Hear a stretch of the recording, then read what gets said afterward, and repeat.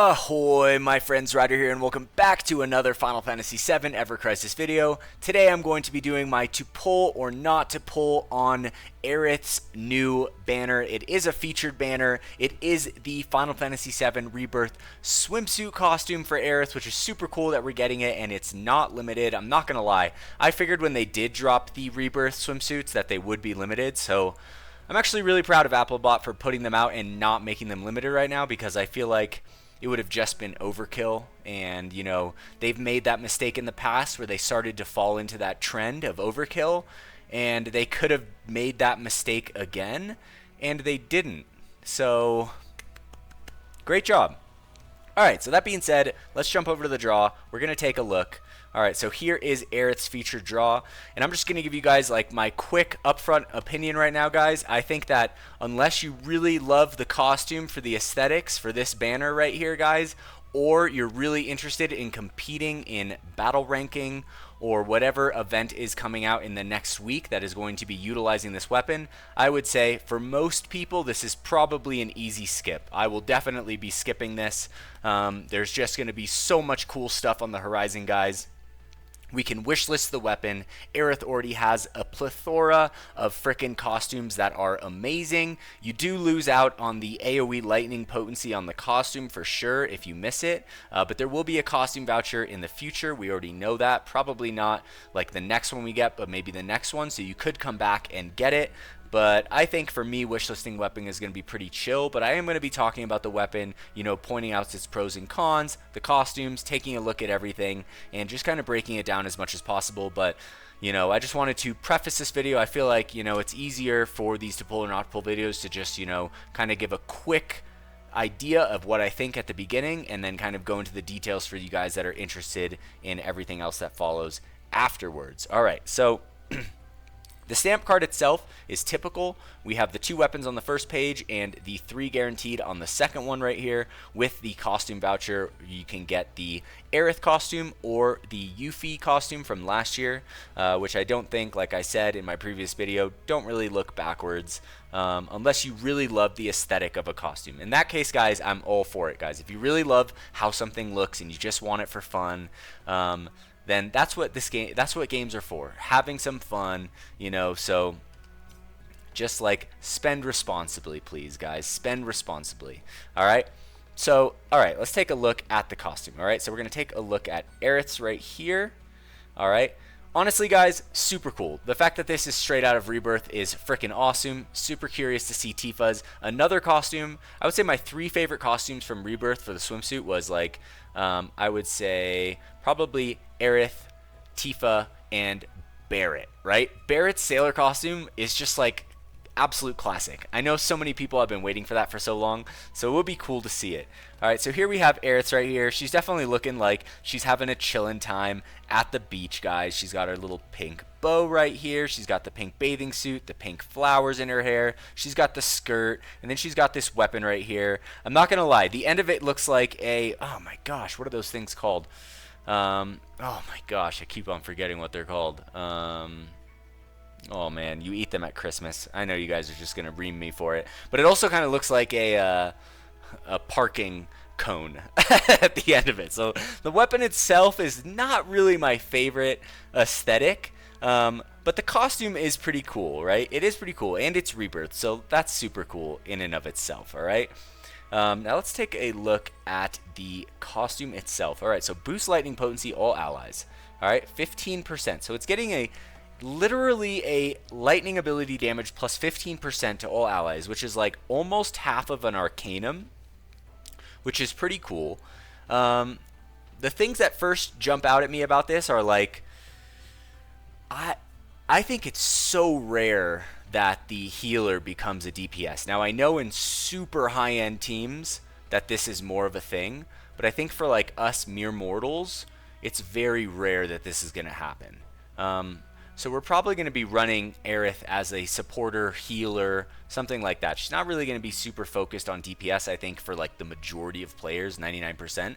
So that's already one ally out of the running for that 15%. Then we have the main DPS, right, which is going to get an extra 15% on top of the Arcanum, which is either going to be 30 or 35%, which is going to take it to either 45 or 50%, which is a really nice boost for the main DPS. Now, the third ally, in some teams you are going to have a secondary DPS, and this is really going to come in handy, but it's not always going to be the case where you're going to be able to be running like a double DPS. You might be running a DPS, a support, and a healer, in which case this just becomes less and less useful. So it's not really something that's like jumping out at me as like, oh my god, this is so hype, so good. I think that it's definitely going to have its, its moments to shine. But as for being something that's like a must-have, I just don't see it. I think, unless you really love this banner, this costume, etc., I think for the most part, pretty chillin' skip. Then we have the pink flower pin, magic defense plus 20%, super solid, but also very limited in the niche right here, because this is going to be, Aerith's weapon boosts physical attack and lightning potency, right? So if you're fighting a boss that's weak to lightning, right, it's going to need to work with a team that's physically oriented, not magic oriented. And then on top of that, if the boss is like a physical boss and not a magic boss, but then you're trying to run this costume, it's just like a lot of things have to line up for all these things to work together perfectly. And so it's not as versatile as some of the other ones. I would have rather had like a 15% physical, 15% magic defense, and then the healing potency. Then I feel like this would have really opened it up, the costume, because the costume isn't linked to the physical attack. So then it would have more worked, but it is what it is. All in all, it's a pretty solid costume. It's definitely cool that it's new. It's something we haven't seen, but I don't think it's anything to write home about on the actual R abilities themselves. Now, let's take a look at the Mermaid Rod right here. So I think, guys, general rule of thumb when you're pulling for a featured banner is pull to the costume and get out, right? That's basically the safest way to do it. Wait till it gets on the wish list and go for it. So I think essentially, unless you're like, a really high tier spender and you're really trying to build this weapon and play a lot of the content coming out, in which case you're probably not even watching this video because you've probably already pulled on the banner. I think for most people are going to be pulling for the costume. Now, you're probably going to end up around OB1, OB2, maybe OB3 on the first stamp card, in which case the weapon itself is pretty lackluster, guys, right? So at OB1 here, we're going to have physical attack is increased low to low. All right, fantastic. You're going to get the magic heal at 6%, and then we're going to get, when HP is 70% or more, lightning damage is increased, potency low to low. So, just not great. Not great at OB1.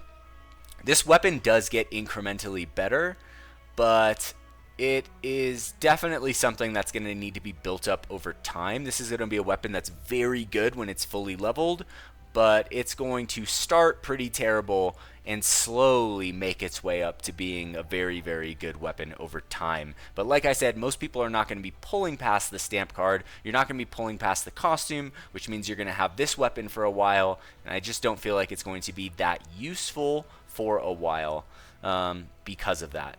Now, if you do pull till later on, it is going to get quite good. Let's look at the R abilities at OB1 right here. So it is going to be a 62 over 39, right? You can see the starting stat of 42 over 15 right here.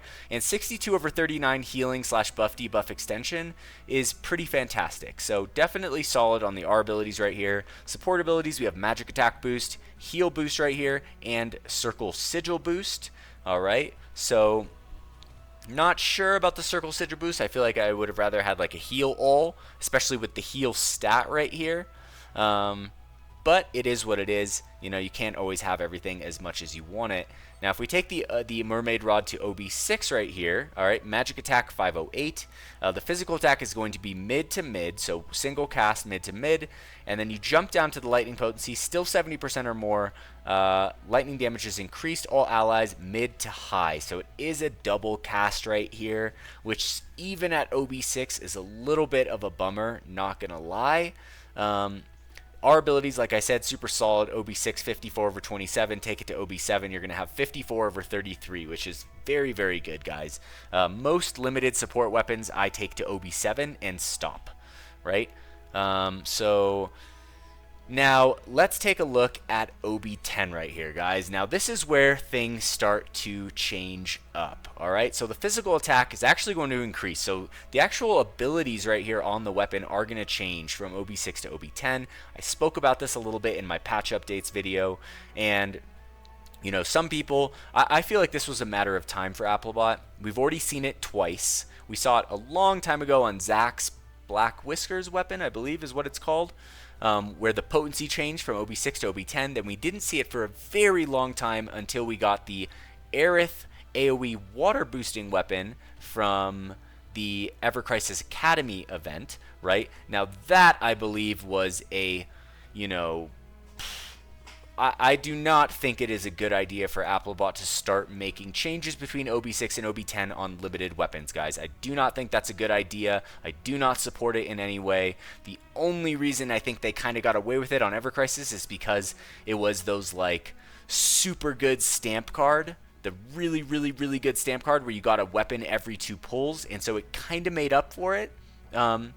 But when it comes to featured wish listable weapons, sometimes I can understand why it would get better from OB6 to OB10, because all of us have the capacity to wishlist this weapon over time and eventually get it to OB10, especially with the insane amounts of tickets and free pulls we get. It's basically a matter of time until we get it, right? And you know, for people that are taking their time, you're not trying to use it for the event, because this weapon is obviously going to be great for some event that's happening in the next 2 weeks. And then, you know, it'll be, you know, few and far between when we eventually use it. So we'll have time to build it up. So, you know, I think for featured weapons, it's okay as long as they do not start doing this for limited weapons. That's where I put my foot firmly in the sand and draw a very bold line. But other than that, guys, so the physical attack is mid to high right here. All right, a little bit of a bummer that it's not high to high. But because, like, physical attack, magic attack is often, like, supported by, you know, ultimate weapons or other ways that we can get it, it's not that big of a deal. And then we have the lightning damage increase. Is this also mid to high? Oh my gosh, is it really?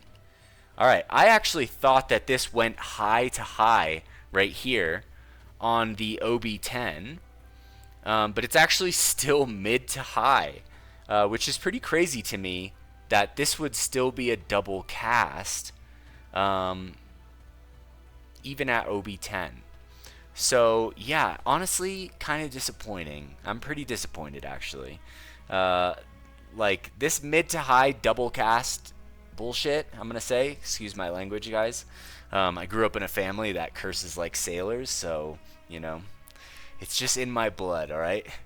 But yeah, definitely a little bit of a bummer here. I don't know how I read this. I think in my patch updates I saw somehow high to high, and it's, I don't know what I was looking at, but it definitely wasn't this, right? Because this clearly says potency mid to high right here. The only thing that changes here is the physical attack, right? It goes mid to mid, and then the lack of the 70% threshold, which I would rather have the 70% threshold than the double cast on the lightning potency. So a little bit of a, you know, fumble, I would say, for Applebot on this weapon. So not great, guys.